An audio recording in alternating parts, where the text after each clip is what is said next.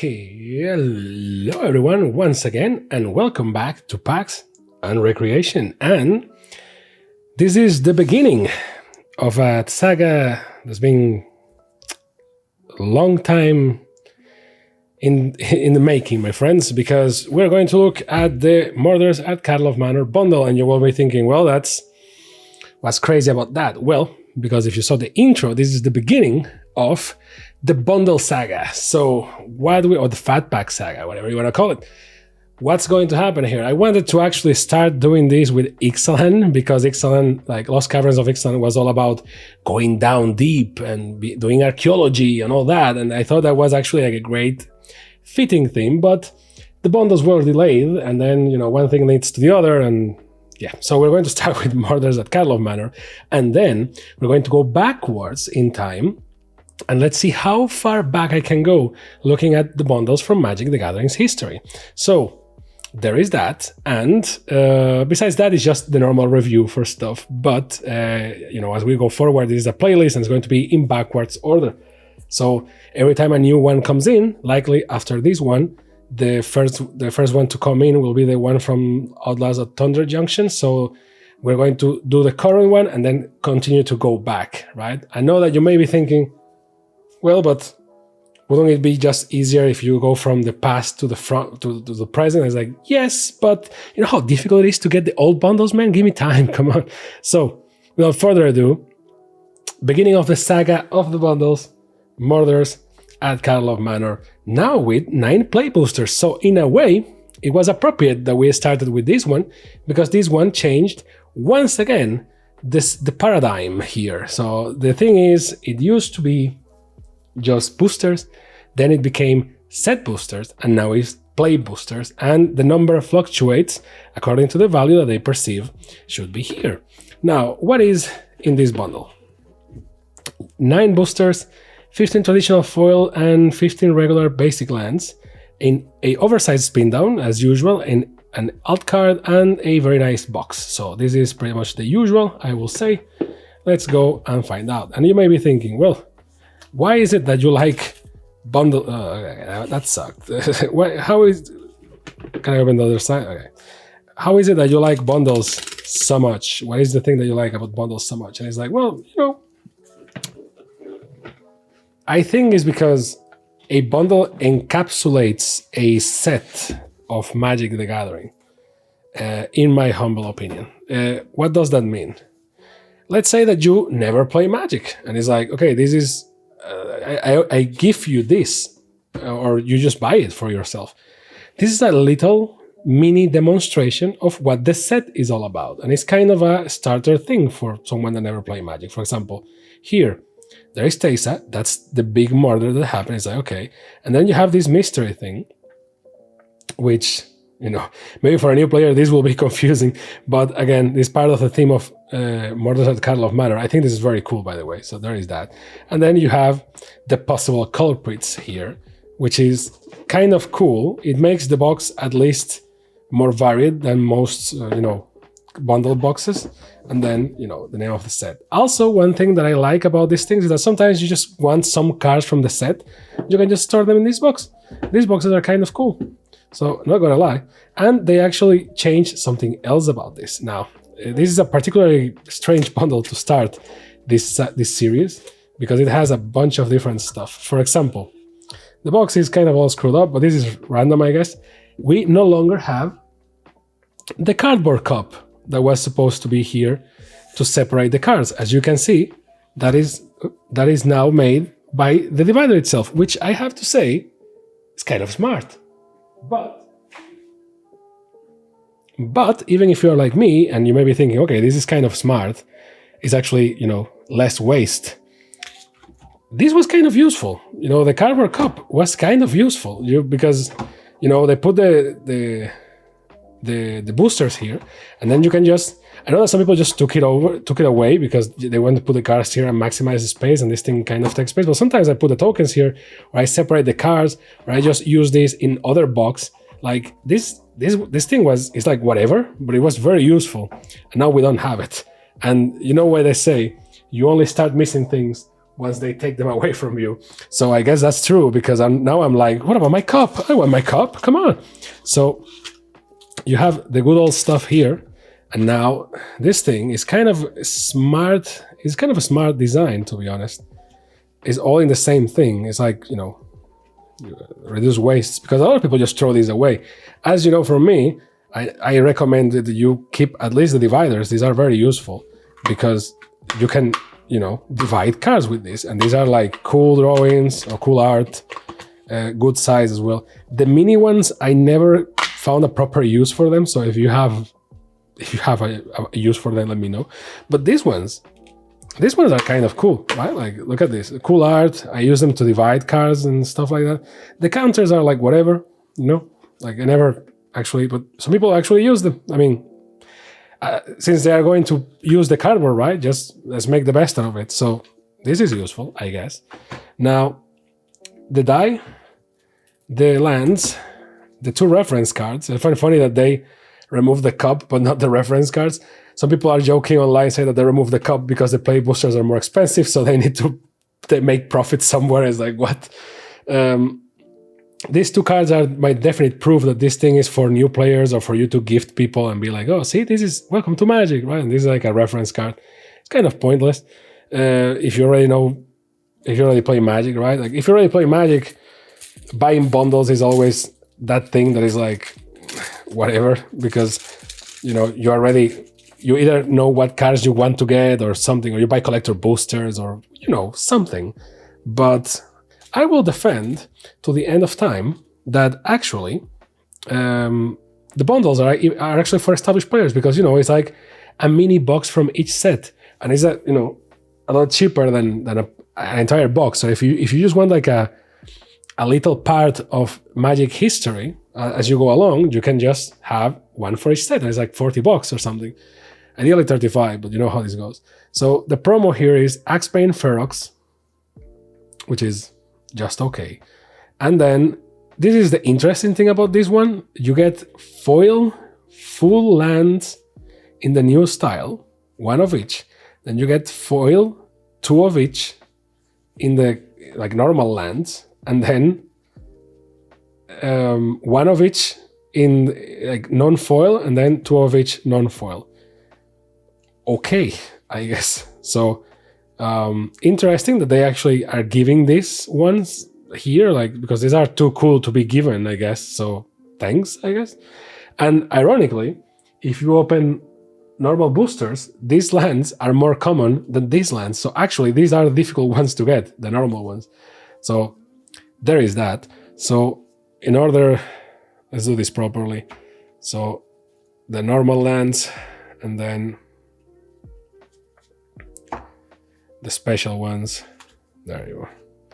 So there is that. Then for green is the Axebane Ferox, and then the die. The die is very cool, and this one has something on it, which is, as you may have realized now, is missing two numbers, and the two numbers that is missing is, this is kind of a polemic thing, because a lot of people are like, oh, they should remove the different numbers. It's like number 2, right? As you can see, 1, 2, 3 is missing, and then the other one is 19, sorry. So 19 and 2. And why is that? Well, it's because you are supposed to look across the die. So the two numbers that are missing are for you to look across the die. Now, this is supposedly to look at some cards or something. I haven't watched online what is this supposed to be about. Some people say that it's for this specifically, that you're supposed to move here and this will filter the red, which it actually does. So you can actually see the numbers of things here. And this is super cool that the die works with the sheet. So I love it. And the die, even if you don't care about that, is kind of cool anyway. It's like a cool color and stuff. So overall, kind of a win here. And now, you know, the boosters themselves. These are play boosters for the first time in Magic the Gathering history. And for the first time in bundles as well. And what does this mean? This means that, according to them, is the best of draft and set boosters. I can tell you that is the worst of both worlds as well. Is the price of one with the amount of rares from the other. It's crazy. But to be fair, it's kind of the natural evolution, and thank God that they changed to these, because it was getting too confusing. Too many types of boosters. Like, it was getting confusing and tiresome for established players. Imagine for new players. So, and that phrase now, like that phrase that, oh, the best of draft and set boosters, I know it's there for the old dogs, like you and me. In case you don't know, they just justify to you like, oh, it's the best of both worlds. But if you are new, you will be like, what is the set and a draft booster? Like, I don't know. But at least, less products means less confusion for the normal guy. And this is all about the normal guys. Like, you want more people playing Magic, not less. And I don't care if you are an elitist, you want more people playing Magic. See, like, you actually get the rare ones easier than the rare ones. You actually want more people playing Magic, because if people don't play Magic, then you don't have anyone to play against, right? So the more people you can onboard, the better. And this is why things like this, and bundles in particular, I like. But certainly it can be confusing, and I think that the play boosters themselves are a step in the right direction. I think that the pricing, as usual, everyone was expecting like, okay, so they are unifying them, the price is not going to be cheap. And it's like, well, surprise, which is a shame. But obviously corporations, right? So like we were not going to win that exchange. Like, but as expected, to get something, you need to give something else in return. So, or as the kids say, toka coca. So, several confiscation. Besides that, they're basically normal boosters. It's funny because they're like, oh, you can play with these ones. Like, I can play with set boosters as well. Like, don't tell me what to do with my cards. Like, what's up? Like, I get it that they can just call them boosters. The fact that they call them play boosters is, there is something there that doesn't let me sleep with tranquility, because it's like, oh, they are going to come up with some other booster type and they're just going to betray us. Yeah, right? Like, there is something here that doesn't smell nice. But until the day that happens, we're just waiting for that. Besides that, well, as you saw, like, we got 2 rares into this pack. So this was actually something that was proven by another draft booster, the Commander Masters booster. Both set boosters and draft boosters, they maximize the amount of rares and mythics that you could get in those. And a set booster, I think you can get from 6 to 8, and a draft from, like, a set booster, I think it was from 4 to 6. Or 6 to 8, I think, and a draft booster, it was from 2 to 4, I think, the probability that you could get. And that was one of those instances where people were like, wait a minute, but Wizards said that. And it's like, well, that's the problem with Wizards. Wizards, like Gandalf it's himself, is like, they say something today, and like, what is the rule number 1? Don't trust the doctor. Like, the doctor always lies. Here's the same. Is like, don't trust Wizards. And that's why I find it so funny that to this day, the reserve list, people still act like the reserve list. They kind of already violated the reserve list multiple times with multiple tricks.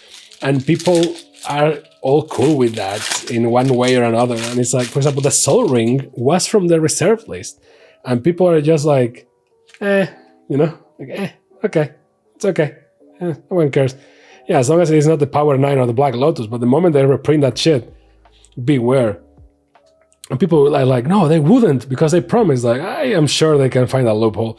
That's number 1. And number 2, they don't do it because, it kind of holds the market together, and there is the mysticism to it that only Magic has about the Black Lotus and all that. But, and now I guess the 1 of 1 ring. But if they want to print it, they can. There is nothing like, it will hurt them briefly, but you and I both know that, like, everyone and their mom, if they print like a $50 booster that is like, oh, you have a chance of getting the Black Lotus and it's tournament legal or like whatever, like you and I both know that there's going to be some shitstorm, but And people are going to be like, oh, $50 or even $100 per booster. No one is going to buy that. And like, you and I both know people are going to buy that because the Black Lotus, even if the Black Lotus has like a very low probability of appearing there, or even the Power 9, if they can appear them, even if it's $100 per pack, people are going to buy it. And the cards, the card stores are going to buy that shit, and the Rudies of the world are going to buy a bunch of boxes and never open them, so to keep the value and the mysticism alive, and blah blah blah blah, so on, right? So like, and people are going to complain about Wizards not respecting the reserve list for like, I don't know, a week, and then it's going to be all about, has anyone pulled the Black Lotus, and like if they say that, I don't know, the Black Lotus and the Power 9 are there, but it's like a 1 out of 1 or like 9 out of 9 or something like that. Right? They can play that game as many times as they want, and it will work. We like to pretend that it doesn't, but it will work, right? So at the end of the day, it's just cardboard, and the value that it has is all given by us, relative, and it fluctuates, right? Like the value of producing the most expensive card in this set is the same as the cost for producing it is the same as the cost for producing the cheapest cards on this set. And yet, we pay more for one for the other, just because one is cooler to play with, and so on. So when Wizards, see, like, there's a card from the list here. That's cool. The problem is that you get so much stuff that it kind of breaks my... and some other cards, which they reduce the number to half, because now it's more difficult to collect them. So, see, like, this is an instant mini collection. That's why I like bundles. You want to see a little bit of how Karlov Manor is without, gambling your entire savings and buying multiple boxes? Cool. Buy a bundle, open 9 packs, go like, oh, okay, cool. And you save them inside the box, and cool. Maybe you have something for your commander decks. Maybe you don't. If you want something in particular, just buy the single. You know what I mean? Cool. Just, keep it cool. So that's why I love bundles, and that's why we're making this series of like, oh, Forensic Gadgeteer, cool. Just because I think it's the quintessential Magic the Gathering product. It's like a time capsule of sorts. And the last booster, it came with 9, which is not bad. It's not 10, like Pokemon and so on, but hey. Macabre Reconstruction. Overall, you know how this goes. As long as we have fun, it's okay. And I think that's the message that we need to keep. As long as it's fun, whatever. And no one like gets hurt or no one goes bankrupt over this. It's like, okay, everything is cool with moderation. Case of the Locked Hothouse. Macabre Reconstruction. First card and last card. My god. A foil mountain. And a Thopter token. And that's it for the thing. Now, for the bundle, Fun Factorini, now the cards will shake around in the box because you don't have the little box inside. But hey, for Karlov Manor, what do I think about this? Well, it's interesting. It's an interesting one for sure. This thing is a game changer in the sense that we no longer have the cup. It feels like we are getting less and less stuff with the bundles nowadays. And it's like, but the purpose is still there. I like the play boosters. I mean, they are like set boosters. Instead of 8, we're getting 9. So there's that. And sometimes you get 2 rares. So I guess the ratio is more or less there, as was proven by Commander Masters. The ratio is all a big lie. People can still play draft with unsealed formats with more than 1 rare per pack. It's like whatever. So it still has the cards for new joiners, I guess, that you and me likely use as like dividers or something, whatever we need to destroy a card for a specific purpose. And 9 boosters is kind of cool. The box is kind of cool. It's thematic. All these characters from Ravnica that are involved in the case, so it really puts you in the flavor wise right there. Then the insert, normally no one cares, but it's like cool art. Is a shame as usual. Wizards, please, if you're listening to me, since you removed the cup, can you please make these like a postcard? Please just make it stronger so I can actually use these as a postcard, or I can collect this thing or something. The way this is just like a paper that is doing nothing here. Who is going to do anything with it? Maybe you can frame this, I guess, but like, please make it like cardstock. I'm not asking that much. You put something like this inside of the set booster boxes and draft booster boxes and play booster boxes, right? Like, just make this cardboard, please. The fact that this thing has the flavor here is cool, and the fact that it interacts with the die is amazing, right? Like, I just love this flavor-wise. The die is kind of cool, color-wise. So overall, it's a cool thing. I think that the thing is right there. Now, the price is where you need to be careful, right? Technically, bundles are around $40, 40 euros, $40, 40, whatever. I have seen them a lot more expensive, and I have seen them a lot cheaper, like 35, 30, right? And I have seen them for 70. So yeah, don't pay more than 40, right? If you really like the thing and it's like the last one they have and it's like 45, it's your wallet, do whatever you want with it. But for the love of everything, don't pay markups. Like this thing, markup manor, right? Like this thing is like 35, 40. Don't pay more than that. If you can find it cheaper, coolio, my friend. But 35, 40 is what I believe is the ideal range for a thing that has 9 boosters, a die, a box, a promo, and some lands. You know, if you are a new player, amazing. If you just want to collect them because of the sets, amazing as well. So, thank you very much for watching. This has been PAX and Recreation. And remember, we are in the bundle saga, baby. So I will see you next time in the past. Bye.